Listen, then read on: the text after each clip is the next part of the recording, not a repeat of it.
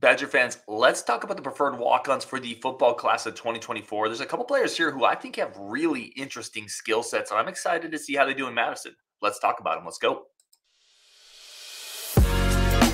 You are Locked On Badgers, your daily podcast on the Wisconsin Badgers. Part of the Locked On Podcast Network, your team every day.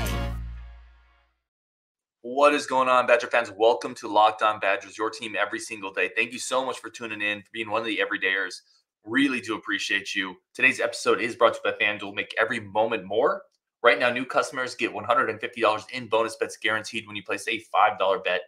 Visit FanDuel.com/lockedon today to get started. All right, let's talk about it. We've talked a lot about this 2024 football recruiting class, and very high praise across the board, right? I think it's a really good class, but of all fan bases, right? Badger fans know, Badger football fans know, there's also this other aspect of it, the preferred walk-on class. And while I do think that with this new staff, some of the emphasis on that is going to go away a little bit. It's never going to be completely gone from inside the state of Wisconsin because of all the factors we've talked about, because of the fact that kids grow up in state loving the Badgers, because there's really not another great in-state alternative they can go to easily. There's no other, obviously, low-level Division I program, right? Like Iowa has Iowa and Iowa State. There's no, North Dakota State or South Dakota State inside the borders like that, a high-level FCS program. That's why a lot of Badgers, a lot of players go to Wisconsin because they're good enough to go to some of these other places, but there's not another in-state alternative. They grow up on the red and white. They grow up on the Motion W and the history and the lineage. I don't have to explain to anybody listening to this podcast. Like, preferred walk-ons have helped make this program. Some of the biggest stars in this program have been preferred walk-ons. And we're not going to lose sight of that in the 2024 class. There's 5 of them we're going to talk about, including a couple I'm really intrigued by. Will any of them pan out? I don't know. But will any 3-star recruit pan out? I don't know, right? Like, I had someone tell me that I was looking at film on Milo Bastovich, who's I probably butchered that last name and I apologize, but he's the preferred walk-on quarterback. And somebody told me, well, what's the point? And I'm like, he is honestly, like, what's the point of watching film on a 3-star quarterback recruit? Like, a lot of people bust. But I think all these preferred walk-ons have carrying skill sets. Something about them on each one of them, I'm going to get into it, that I really kind of like and I'm intrigued by and I want to see more of. Right, so let's start there. We're going to start with the first person we're going to talk about. It is quarterback. I'm going to put a kind of a tickler down here of all the preferred walk-on commits. It is quarterback Milos Spasojevic. I really apologize. Quarterback coming out of Minnetonka, Minnesota, had an offer from St. Thomas. What do we see about him that we really like? That's intriguing. That's interesting. The first one is frame. Like, this is a 6'3", 6'4". I think he's more 6'4", 215-pound, really solidly built quarterback. You notice pocket presence when you watch Milos play. He's somebody who moves around in the pocket really well, but he keeps his head downfield. Right, he'll break tackles in the pocket, and so many high school players, as soon as they do that, they put their head down, they run. He keeps his head up the field, really looking to extend inside the pocket to make the throw. Good arm as well. He is a really solid arm. He has multiple throws where he's driving the ball into the seam, really getting it in between safeties, getting it, filtering it over that first layer of coverage and underneath that second layer. It shows a lot of touch. Several different fade passes in the red zone, showing the ability to really controlled ball placement, be very accurate, pretty good accuracy on the move as well. Let's see, playing out of the shotgun. So somebody who is experienced taking those type of snaps, making those type of reads. Scheme fit is going to come in and it's not going to be a big shock to him. Does well in the pocket. Not a dual threat guy in the sense of he's not escaping and game breaking with his legs. That's not his game. He's not a super mobile guy, not super fast. He can move around. He's not a statue. He's not Deacon Hill. Like, he can move around. He's not Joel Stave. He does move around, but his movement skills are more pocket-based, right? Think somebody's just creating time in the pocket to make a throw. Good zip on the ball. Again, will push the ball down the field, plays out of the shotgun. The other thing I would say with Milos is you can never have too many quarterbacks, right? Because quarterbacks are the ultimate anomaly in sports. We just saw, listen, Brock Purdy was a 7th-round pick. He's going to go to the NFC Championship game. Kurt Warner was bagging groceries and then eventually was leading the Rams to Super Bowls, right? Like, he's one of the great NFL quarterbacks. for that period of time, and he's bagging groceries for a while. Like, you never know with quarterbacks. It's about what's between the ears, and it's about, do they have enough arm talent? So if you can get somebody with a good frame, this kid has that, and enough arm strength. He has arm strength. Get him in and see what happens. Like, I love adding more quarterbacks to the room, because once you get him in, the cream's going to rise to the top, and you never know with quarterbacks. Like, you never know, right? So take another, and see if you hit gold on one of them. There's elite quarterbacks that come from Division II, Division III, right? You never know. So I like it. It's a good pickup. Again, the carrying skill set here, if you want to buy into something, it's the frame and kind of the arm ability. It's not an elite arm, but it's a good enough arm with accuracy and touch to 3 different levels. So I like it. It's a fun pickup, and adding to that quarterback room, which I think you should always be doing. You should always be adding talent into that room. Always. So that's Milo Bastovich. The next one we're going to talk about is Drew Braam. Drew Braam, an inside linebacker coming out of Oak Creek, Wisconsin, prolific tackler. Drew Braam is he's going to leave Oak Creek as the school's all-time leading tackler. Had 117 this last year, I believe.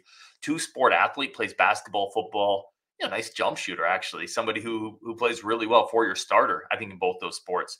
Very, very instinctual middle linebacker, right? Read and recognition skills, football awareness. Drew has that in spades, right? You don't tackle like that as a middle linebacker. You don't rack up those kind of numbers if you're not reading the offense, if you're not reading your cues, trusting your eyes. He plays fast, instinctual, does a really good job between the tackles, sifts through traffic, definitely sees where that play is happening and beats the ball carrier there, beats the lineman there. Doesn't really stay blocked. Also shows some ability to peel off, come into coverage, play some of those underneath crossers. There's clips of that as well. I don't think he's the fastest guy, but from a tackling standpoint, from an IQ standpoint, he checks a ton of boxes, and definitely somebody that you're getting in. I mean, we talked a little bit about the Badgers last year, right? Tackling issues. Like, this is not a player who's going to come in and miss tackles. Really, really sound. Reminds me of some of the old school Wisconsin linebackers that they've had coming in. It's very instinctual, really good between the tackles, good in run defense. Somebody who probably could be a core special teamer pretty early in his career with just his mindset. There's clips of him playing offense and defense. Offensively, like, he's playing kind of a tight end H-back role. Definitely shows versatility there. Shows the ability to catch, has really good hands, which is going to play as a linebacker dropping into coverage. So Drew Braam, somebody who, if we're talking about the carrying skill set, and with each of these players, we're going to talk about what's a skill set you look at that lets you dream on this PWO, that lets you dream on this preferred walk-on, that lets you think maybe this kid has a future. And for Braam, it's athletic ability between the tackles, it's high IQ awareness, and it's honestly just being a football player, right? You see guys playing on both sides of the ball, making plays on both sides of the ball. A lot of times that translates. So Drew Braam coming out of Oak Creek, again, excellent tackler, first team All-State, offense, defense, reads the run immediately when he sees it, sifts through traffic, makes a tackle. Really nice looking inside linebacker. All right, we're going to take a break there for our friends of the show. Come back, talk about some more walk-ons coming to Wisconsin in this 2024 class, including a couple guys.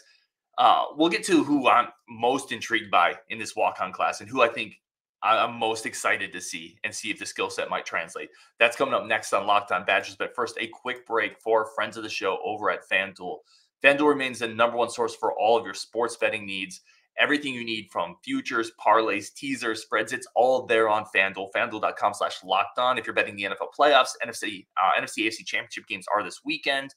It is an easy-to-use website. Please do it responsibly, but easy to use, easy to get your payouts, easy to navigate. If you haven't done it before, it's incredibly user-friendly, incredibly beginner-friendly. It is the ultimate spot for all your sports betting action. And now new customers get $150 in bonus bets guaranteed when you place a $5 money line bet.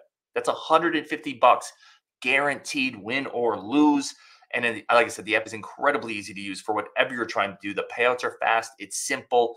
This is where I'm going for all of my sports betting action. Visit FanDuel.com/lockedon.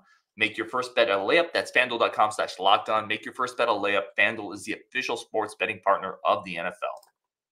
All right, let's keep talking here. A bunch more, or not a bunch more, 3 more walk-ons I definitely want to get into, preferred walk-ons. We talked about the quarterback Milos. We talked about Drew Braam, the tackling machine from Oak Creek, Wisconsin. Let's talk about Mason Lane. Mason Lane is a ton of fun to watch on film. Like, listen, one of the reasons that we watch sports, and I mentioned this back when we were watching Leo Chanel play, right, is we watch sports to see people do fun things. You just boil it down to that, right? We watch sports to see people do things we can't do. And listen, Mason Lane has a ton of that on film, right? He's a dual threat kid, in-state kid, played quarterback, but also played defensive back, plays safety.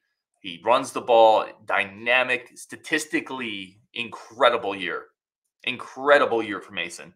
3,100 plus yards of offense when you factor in the passing yards and the rushing yards, 50 touchdowns. Again, factoring in the rushing and the passing, won a state title at the Division IV level, was the conference player of the year, first team all-state quarterback. Again, he's not going to play quarterback in college. He's an athlete. Very much, you think back to some of the in-state athletes that Wisconsin has had that were quarterbacks, right? That played some type of quarterback and transitioned out of that spot to play receiver or outside linebacker or these other positions. A lot of times when you're organizing a football team, you just, at a young age, you say, who's the best athlete? That dude plays quarterback. I can guarantee you that's been Mason Lane's life. You're the best athlete, go play corner. It's like in baseball. You're the best athlete, center or shortstop, right? That's Mason, like really, really good athlete. Fast. I saw reported 4.5 on his 40.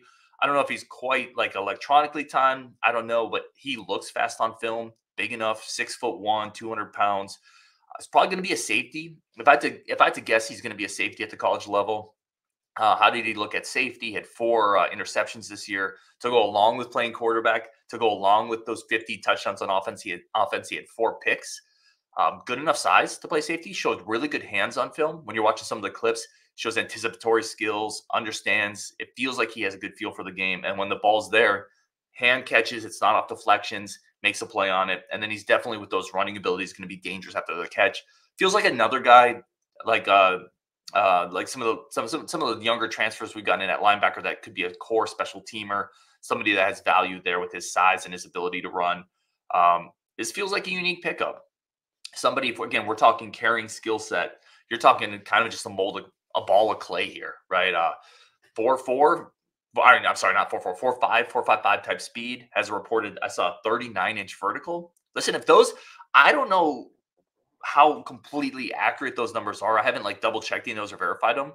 But if he's a 6'1", 200-pound kid running a 4.55-ish with a 39-inch vertical, like that's real athleticism. I mean, that's not athleticism you typically get in a preferred walk-on, right? That is real, verifiable, legitimate, top of the charts type athleticism. So this could be a potential steal if you can find the position, right? You got to transition him from playing that quarterback spot, transition him into that safety spot, into that type of role.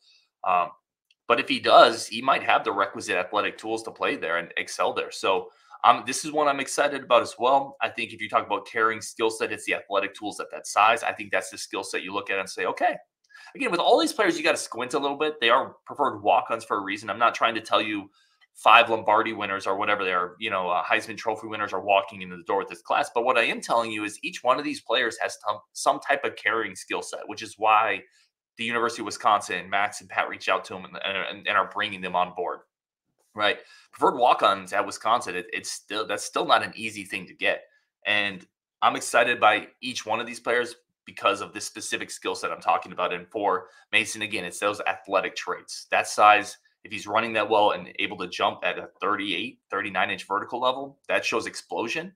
That shows explosive ability. That translates to quick twitch muscle. I'm intrigued. I'm interested. All right, let's get into the next two. These are the two that I kind of circled, watching all the film.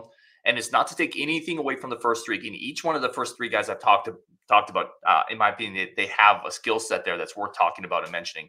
These are the 2, though, that I really looked at. I'm like, I really like these 2. The first one is Cody Raymond, linebacker coming out of Michigan, Utica. I almost said Utica, Michigan. 6'5", 210. He is actually a 3-star on 247. So he had reported offers from Temple and Toledo.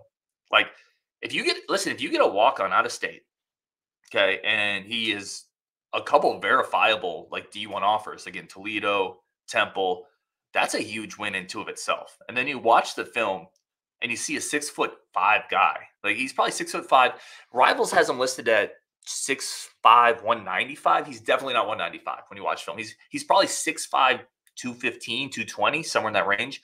That's a really big frame, right? That is and it looks it. He looks like he has the ability to put on 15, 20 pounds and in a year or two after being in Madison, be 6'5", 230, 6'5", 235. Like, that's just a big human being. Moves pretty well. He's not the most sudden guy. Like, he's not explosively athletic. At least watching film, I don't see that. But I see someone who's incredibly violent at the point of attack. He runs through people. He blows up blockers. Sometimes it feels like he's got somebody targeted, and he's just like, and sometimes it's to the detriment of the play almost, right? The ball carrier almost runs around him as he's blowing up the lead blocker. But that level of physicality you can't teach. He plays with a ton of healthy violence, right, on the football field. Again, big frame, really, really good athletically at the point of attack, runs through ball carriers, runs through blockers, physical, big motor. Several plays where he's running plays from behind or he's running down line of scrimmage. Motor is something that not everybody has. I think you see that on his film. So you start to combine some of these things, right? Big frame, 6'5", violent at the point of attack, good motor, had some other Division I offers. He has a reported, I saw him listed on his profile, 4.57 speed. I don't know if I saw listen, it's really hard to tell. Like, I'm not here to try to say I can watch film and say he's a 4.57 guy or he's a 4.65 guy. But when you watch enough football, you can start to pick out, like, that guy's really, football fast. And I don't see like crazy linebacker speed for him, but I see enough. And when he gets going, like, he runs through people. I'm interested. I'm really interested in Raymond. He's one of my favorite preferred walk-ons in this class because that carrying skill set, that is 6'5", right? 6'5" and the ability to motor a little bit. Not a lot of those dudes. So I'm interested there. I think this could be another guy I keep talking about. This could be another special teams guy. This could be a guy who fights in a couple years into that 2 deep and then provides depth and maybe some ability to set the edge against the run. I think he might turn into that kind of physical player where if he gets up to 6'5", 240, I think he could take on tackles a little bit and tight ends and help turn them and keep that edge as a physical edge setter against the run. I think he could be that type of player. So, Cody Raymond, one of my 2 favorites in this class. All right, let's get into, you probably guessed the last one in here, is for me, Langdon Nordgard. In-state kid coming out of De Pere, Wisconsin, a 6'5", 190. So let's start just like I talked about with Raymond, right? 6'5", 190, 6'5", 200. Like, that's just such a unique size to play on the boundary, to play receiver, to play tight end. A lot of his film, he's either playing in the slot or on the boundary. Great hands. Like, again, I'm watching highlight films. I get that. But tons of tough, difficult hand catches, right? He's not cradling in the body. He's elevating, catching at the catch point, bringing it in, taking contact. Several plays in the red zone where he's taking contact from a safety or cornerback. He's winning those 50-50 jump balls because to him at that size, it's not 50-50. He's a track guy. I think there's some kind of unique athletic traits here. Very, very tall, like kind of maybe a Tommy McIntosh. I don't think he runs quite as well as Tommy McIntosh, but that type of frame and size. I think there's a lot to like here with Langdon just from a size standpoint, and I think his hands are really good. So if you start to put some of those pieces together, he comes to campus, red shirts, right? Maybe puts 10, 20 pounds on. Now you have a 6'5", 220-pound guy with really good hands. That's useful. Like, that can play in the red zone. And maybe it's more of a niche thing. Maybe it's more of a, we want to throw a slot fade to you. And that's a guy that can fit that role. Now, maybe Booker is just that guy anyway, but I again think you don't get a lot of preferred walk-ons with this size and that type of hand-eye coordination, the ability to go up and win those jump balls. I think it's unique. I think it's really unique. He's also really physical after the catch. He's running through people. It takes 4 or 5 people to bring him down at times. You can tell one of my things when I see somebody that's really physical and tough after the catch, my first thought isn't necessarily, that's going to immediately translate because he's going to be playing much better players in college. No, but my first thought is he's a competitive SOB and he doesn't want to go down, right? That's where my thought goes first. And that translates, right? Competitive SOB translates. And when you see people fighting for extra yards, when you see people not going down and there's 3 people draped over them, I'm not here to completely say I know what's inside this kid's heart, but a lot of kids go down easy and a lot of kids don't. I will take the kids who don't go down easy and fight for yards. So anyway, that's kind of the 5 we got coming in, right? It's a good mix of players. Again, I will always add quarterbacks. You got a couple of big framed kids, and then you got a couple in-state athletes. It's a good mix. And it wouldn't shock me at all to see 1 or 2 of these guys contribute in some way, whether it's special teams, whether it's 2 deep. I think they all have a carrying skill set. And once again, if there's any fan base out there that doesn't need to be reminded about the potential importance of preferred walk-ons, it's Wisconsin, right? So very excited for this group. Let me know who your favorite preferred walk-on is. We're going to take a quick break, come back, and talk about my favorite Wisconsin walk-on ever, along with a couple of yours. That's coming up next on Locked On Badgers. But first, a quick break for friends of the show and a quick second to say thank you to everybody who tunes in, who makes this one of your first stops every day. All right, welcome back to Locked On Badgers. Once again, thank you so much for everybody who tunes into these shows, for everybody who will help make this community possible. Y'all are amazing and incredible, and thank you so much. All right, let's get into I threw the question out there on Twitter because I was curious what everyone went to. I knew this was going to be a show about preferred walk-ons in the 24 class, and I just wanted to kind of get everyone's feeling. What's your favorite Wisconsin football walk-on of all time? Not the best, but who is your favorite? Let me give you some of the names we got. So we definitely got Jim Leonard. Several people said, hey, Jim Leonard, the Wisconsin GOAT. You're not going to find a better walk-on than Jim Leonard, right? Everybody here kind of knows the accolades, but, All-American, went to the NFL, played in the NFL for a long time, came back, obviously became a coach, incredible on special teams. Like, everybody knows the Jim Leonard story. Coming from a small town, Ladysmith, Wisconsin, kind of up in my neck of the woods, actually, where I grew up. Yeah, you're not going to find a better one than that. He's not my favorite. Like, if I had to say favorite, I'll let you know who mine is in a second. But, yeah, if you're talking best, it's probably Jim Leonard right up there. We had a couple other ones. Someone said Mason Stockey. I actually think Stockey was a scholarship guy, but I forgot to look that up before this show. We had a couple from Owen Arnett. Obviously Owen Arnett played a big role this year. Somebody who stepped in and contributed, right? Had a couple tackles against LSU. So we had a couple votes for Owen Arnett. We had Alex Erickson votes from several people. That's an obvious one. Dare Ogunbowale, who I've always thought Dare was one of the most underrated Badgers in that big line of Wisconsin running backs. I had compared Darian Dupree. I said Darian Dupree to me has a little Dare in him. And I remember when I said that, somebody told me, like, I hope he's better than that. And I remember thinking, I don't think you realize how good Dare was. Dare played in the NFL for several years. Dare ran for 800 yards one season, really good out of the backfield. Dare is one of my all-time favorite Badger walk-ons. Started as a cornerback. I don't know if people remember that. Started as a corner, transitioned into running back, became a really nice weapon for us. And the ability to lead people just in a cloud of dust in the open field. So I always think he gets underrated. I like Dare a lot. My favorite Badger walk-on of all time was Jared Abbrederis. I love he just the smoothest, right, route runner.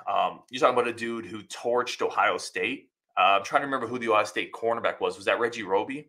Am I just mixing up names? But I remember after that game, I think he went for 230 against them, right? Just repeatedly. And, nobody can pronounce his name correctly on the broadcast. They were like, Abbrederis. I'm like, no, okay, whatever. It's fine. It's fine. Well, I'll go with it. But like Ohio State couldn't guard him. I remember, I think it was Roby that was talking about it. He said, that's the best receiver I played all year. Like, he was talking about pre-draft stuff. He's like, that guy, he's incredible. Route running, size, hands, toughness, special teams ability. He was so good, man. Continually made big plays, big catches, productive over the course of 3 years. Finished with 202 catches, 3,100 yards, 2 first-team All-Big Ten selections. Listen, if that's the type of player, if we could get a couple of Jared Abbrederis on last year's team, if you had one of those guys, like, that team wins another game. Like, that's a game winner type player. So that was one of my favorite all time. I had somebody vote for J.J. Watt. Ryan Ramczyk is another one that got some love. Yeah, like, J.J. Watt was incredible. Again, if we're talking about the best players that started off as walk-ons, J.J. Watt's a better player than Jared Abbrederis. But, Watt really just had that one great year at Wisconsin. Played 2, and then he left. We never got to see the full impact. I shouldn't say that. Like, he was incredible his last year, obviously. He helped us win both the Iowa and the Ohio State games. I'm not trying to diminish anything he did, but because he started somewhere else and because he left early, it just felt like we didn't get the full 3-course meal of J.J. Watt at Wisconsin, right? We got maybe the appetizer, and I was eating the dinner, and the waiter came and took it away. I was like, I didn't quite get it all. Where with Abby, you saw him come in and you saw him develop, and then just had a tremendously successful career. It's a shame he got hurt in the NFL because I think he would have succeeded. I think he would have been a successful NFL kind of possession, route running receiver as like the number 3 or number 4 guy. But total shame. But that was my favorite guy. Obviously, I'll give you another one. And I know people don't always love. Well, I'll give you a couple more I love. Like I could go on and on. Leo Musso, because I wrote him off. I wrote him so off the year he was going to be the starting safety. Said 2016, we're playing LSU. And I said, Leonard Fournette is going to murder this guy. And then Leo Musso had a great year. Returned a fumble for a touchdown against Michigan State. He was incredible. Like Leo Musso was awesome. So that guy is definitely on my list of, like one of my favorites. Brady Ewing is up there. I'll give you another one. Joel Stave. People crap on Joel Stave. That dude didn't always have the best receiving group. Had coaching turnover. Like he did the best he could with what he had. And I'll always respect Mr. Joel Stave for that. Besides, it's not really his fault that he was the starter. That's a depth chart thing. And we didn't recruit enough talent around you to take the spot. So now you're the guy. And by the way, you won a bunch of games at Wisconsin. So my favorite is Jared Abbrederis. I'm curious who your other favorites are. This is the Preferred Walk-On Show, talking about some of the guys coming in that 2024 class. Really do like the group. I think there's interesting talents and some physical abilities here. I'm excited to see how they progress in the next couple of years. And I'm hoping and wouldn't be surprised if 1 or 2 hit for the Badgers. So on Wisconsin, a bunch more content coming up. Thank you as always, and we'll talk later.